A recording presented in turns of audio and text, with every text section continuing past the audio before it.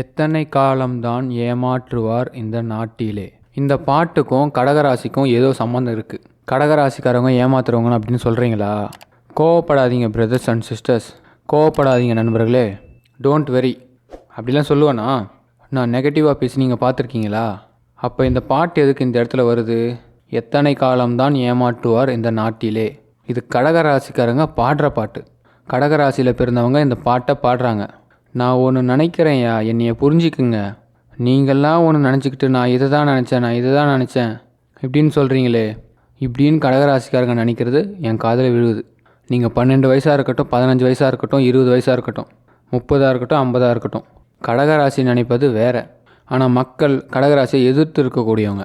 இந்த சொந்தக்காரங்க நினைக்கிறது வேறு, இந்த உலகம் நினைக்கிறது வேறு, உங்கள் குடும்பம் நினைக்கிறது வேறு. அதனால தான் கடகராசிக்காரங்க இந்த பாட்டை பாடுறீங்க. நான் ஒரு விஷயம் பிடிக்குதுன்னு சொல்கிறேன், அது உங்களுடைய விருப்பம். இன்னொருத்தங்க என்ன சொல்லுவாங்க? அந்த விஷயம் வேணாம், ரொம்ப ஆபத்தானதுன்னு சொல்லுவாங்க. மற்றவங்க கடகராசியை கட்டுப்படுத்த நினைப்பாங்க. அதெல்லாம் நீ கெட்டு போயிடுவ அப்படின்னு சொல்லிட்டு. மற்றவங்க நினைக்கிறது வேறு, இந்த உலகம் நினைக்கிறது வேறு. அதனால தான் பாடுறாங்க இந்த கடகராசிக்காரங்க இந்த பாட்டை. ஏன் பாடுறாங்கன்னா, நான் உண்மையாக நினைக்கிறேன், நான் இதை பிடிக்குதுன்னு சொல்கிறேன். நான் சொல்கிறது புரியுதா உங்களுக்கு? இந்த ஏமாற்றவங்க நல்லா இருக்காங்கன்னா உண்மையை பேசக்கூடியவங்களாக இருக்காங்க கடகராசிக்காரங்க. சமயோஜன புத்தி மட்டும்தான் குறைவு கொஞ்சம் கடகத்துக்கு.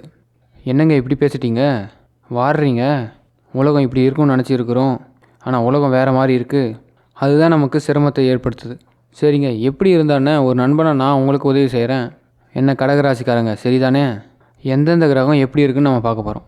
எப்படி நம்ம வாழ்க்கையை மாற்றிக்குதுன்னு நம்ம பார்க்க போகிறோம். சூரியன் உங்களுக்கு பகை பெற்றிருக்கிறார். சூரியன் உங்களுக்கு பகை.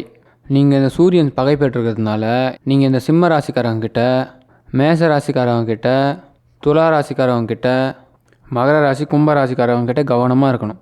யார்? கடகராசிக்காரங்க. அதில் விருச்சிக ராசிக்காரவங்கிட்ட ரொம்ப ரொம்ப கவனமாக இருக்கணும். இப்போ ஈஸியாக முடிஞ்சுது.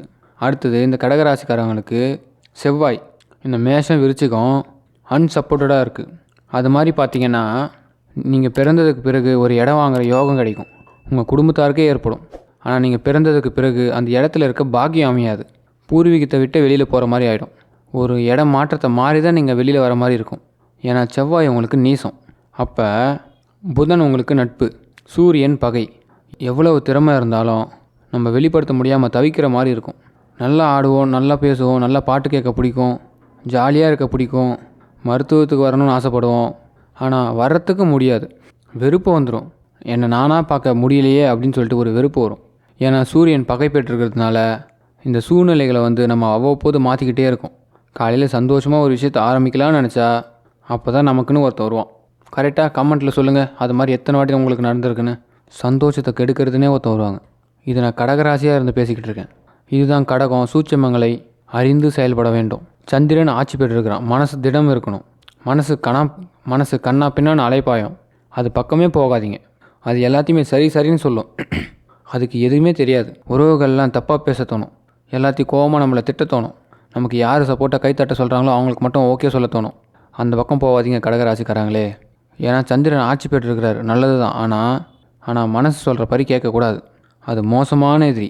நம்ம மூளை சொல்கிறத மட்டும் நம்புங்க. உங்கள் மைண்டுக்கு என்ன தோணுதோ அதை பண்ணுங்கள், மனசுக்கு தோன்றதை பண்ணாதீங்க. அதனால் கடகராசிக்காரங்க ரொம்ப ஆராய்ச்சி பண்ணுங்கள், ஏமாந்துடாதீங்க.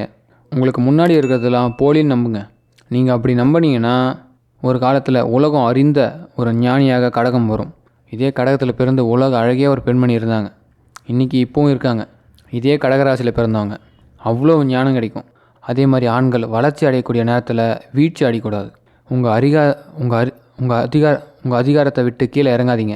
இதுதான் முக்கியம். நிச்சயமாக கடகம் முன்னுக்கு வரும். புதன் நட்பு பெற்றிருக்கிறார். ஆராய்ச்சிபூர்வமான விஷயத்தில் வெற்றி கிடைக்கும். குரு உச்சம். கடவுள் உங்கள் பக்கத்தில் இருப்பார். நீங்கள் விழும்போதெல்லாம் கெட்டு போக சொல்லலாம் தூக்கி விடுவாங்க. நீங்கள் செய்ய வேண்டியதெல்லாம் ஒன்று தான், விசுவாசமாக இருங்க. நீங்கள் யாருக்காச்சும் விசுவாசமாக இருங்க, யாரையாச்சும் நம்புங்க. யாரையுமே நம்பாமல் நம்ம ஒரு வாழ்க்கை ட்ராக் போனோம்னா நல்லவங்க கூட உதவி பண்ணாமல் போயிடுவாங்க அந்த நேரத்தில். ஏன்னா குரு உங்களுக்கு உச்சம் பெற்றிருக்கிறார். சரியான பாதையில் சரியான நேரத்தில் நீங்கள் லிஃப்ட்டில் ஏறிடுவீங்க. எல்லோரும் படியில் ஏறுவாங்க, நீங்கள் லிஃப்ட்டில் போவீங்க. சல்லுன்னு முன்னுக்கு வரலாம். நம்புங்க. கடகம் பொய்யை தவிர்க்கவும். அடுத்தது சுக்கிரன் பகை. சுக்கிரன் பகைனா என்ன? நினச்சா அழகுப்படுத்திக்குவோம், நினைக்கலன்னா வேண்டாம். என்னை பொறுத்த வரைக்கும் நீங்கள் அழகுப்படுத்திக்கலனாலும் அழகாக தான் இருப்பீங்க. அதான் கடகம். நீங்கள் திருநீர் அப்படி எடுத்து வச்சிங்கன்னா கூட அழகாக இருப்பீங்க. ஆணாக இருக்கட்டும் பெண்ணாக இருக்கட்டும். அது உங்களுக்கே தெரியாது. ஆனால் அவ்வப்போது கடுப்பாகிட்டே இருப்பீங்க, அப்செட் ஆகிட்டே இருப்பீங்க, மைண்டுக்குள்ளே வரமாட்டீங்க. கவனமாக இருங்க. ஏன்னா உங்களால் குடும்ப நிம்மதி குறையும். நடிங்க, சில விஷயம் பிடிக்கலனாலும் நடிங்க. நீங்கள் நடிக்கிறதுனால எல்லாரும் சந்தோஷமாக இருப்பாங்க. அந்த சந்தோஷத்தை பார்த்து நீங்களும் சந்தோஷமாகிடுவீங்க. புரியுதுங்களா? Please understand. சொல்கிறத நீங்கள் புரிஞ்சுக்கிட்டால் நல்லா தான் இருக்கும். சனி உங்களுக்கு பகை. வாயில் சனி. வார்த்தை எங்கே தட்டணுமோ தட்டிடுங்க. எப்பேற்பட்ட உறவையும் டப்புன்னு முறிச்சிடுவீங்க. அந்த இடத்துல உங்களுக்கு ஒரு வீக்னஸ். அதனால் என்ன பண்ணுங்கன்னா, வார்த்தையை பார்த்து பண்ணுங்கள். முனகாதீங்க. வார்த்தையில் கரெக்டாக பார்த்து பேசுங்க. லிப் மூமெண்ட்டை பார்த்து பேசுங்க. உங்கள் கண் பார்வையும் உங்கள் வாய் பேச்சிலையும் கவனமாக இருங்க. ராகுக்கு எது பகை. அதனால் ஒரு திறமையான எதிரியே நம்ம சமாளிக்க முடியாது. சந்தோஷத்துக்குள்ளேயே முழுமையாக என்ட்ரி ஆக முடியாது. இந்த ரெண்டுத்துக்குள்ளேயும் கடகம் தம்பிக்கும். அப்போ என்ன தாங்க கடகம் பண்ணணும்? கவனமாக இதை மட்டும் சொல்கிறீங்க, என்ன பண்ணணும்னு சொல்லுங்கள். ஒரு அம்பாவை வழிபாடு பண்ணுங்கள். பராசக்தி வழிபாடு பண்ணுங்கள். மனசை திடமாக வச்சுக்கோங்க. பௌர்ணமியில் கொஞ்சம் யதார்த்தமாக இருங்க. பௌர்ணமி அன்றைக்கி வாழ்க்கையை கொஞ்சம் நேசிங்க. கடகராசிக்காரங்க பொறுத்த வரைக்கும் இந்த நிமிஷத்தை என்ஜாய் பண்ணுங்கள். நீங்கள் அதை தான் மைனஸ் பண்ணுறீங்க.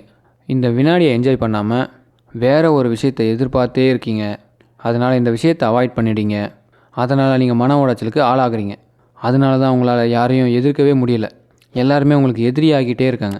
நிறைய எதிரிகளை சம்பாதிக்கிறீங்க. ஒவ்வொரு இடத்துக்கும் ஒவ்வொரு எதிரியை சம்பாதிக்கிறீங்க. அதனால் ப்ளீஸ் இதை மட்டும் நீங்கள் ஹேண்டில் பண்ணால், இந்த இடத்துல நீங்கள் கவனமாக இருந்தால் எதிரிகளை நீங்கள் சம்பாதிக்க மாட்டீங்க. பணத்தை பெருக்குவதற்கு வழி கிடைக்கும். உங்கள் மூளை இப்போ கெட்டவர்களை தட்டிட்டு நல்லவர்களை எல்லாரையும் ஒன்றா சேர்த்துக்கும். எவங்கிட்ட திறமை இருக்கோ அவங்களோட உங்களை சேர்க்கும். திறமை இருக்கிறவங்கள உங்ககிட்ட கொண்டு வந்து சேர்க்கும். இவ்வளோதான். இந்த திறமை தான் உங்களை கொண்டு வர போகுது. உங்கள் அறிவு, இன்னொருத்தனோட திறமை ரெண்டும் சேர்ந்து இந்த வருஷம் உங்களுக்கு ஓட போகுது.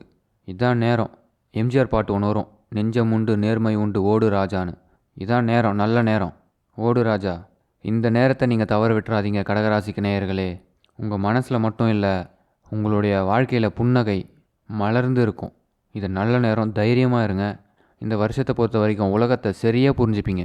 இது தானே உலகம், இவ்வளோ நாள் இப்படி தானே என்னை வச்சு செஞ்சீங்க, நான் திரும்பி வரேன்டா, திரும்பி செய்கிறேன்டா அப்படின்னு சொல்கிற நேரம்.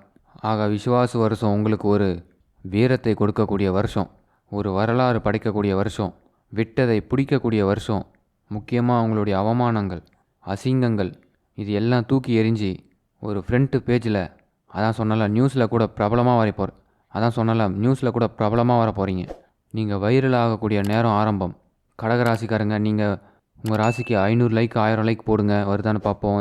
சப்ஸ்கிரைப் பண்ணிக்கங்க. தமிழ் புத்தாண்டை எப்படி கையாளன்னு சொல்லிட்டு தொடர்ந்து வீடியோ கடகராசிக்கு வந்துக்கிட்டே இருக்கும். கூட இருக்கிற பெல் ஐக்கானை கிளிக் பண்ணுங்கள், நோட்டிஃபிகேஷன் வரும். உங்கள் குடும்பத்தில் உள்ளவங்க எந்தெந்த ராசியோ அந்த ராசி சனி பெயர்ச்சி வீடியோ ஷேர் பண்ணி விடுங்க. நன்றி. துர்க்கை வழிபாடு பண்ணுங்கள். மந்திரத்தை சொல்லிக்கிட்டே இருங்க. துர்க்கை மந்திரம் சொல்லுங்கள். யூடியூப்பில் போடுங்க, துர்க்கை மந்திரம் சொல்லிட்டு வரும், கேளுங்க. ஒயிட் கலர் அதிகமாக யூஸ் பண்ணுங்கள். எதை செஞ்சாலும் யோசித்து பண்ணுங்கள். நன்றி.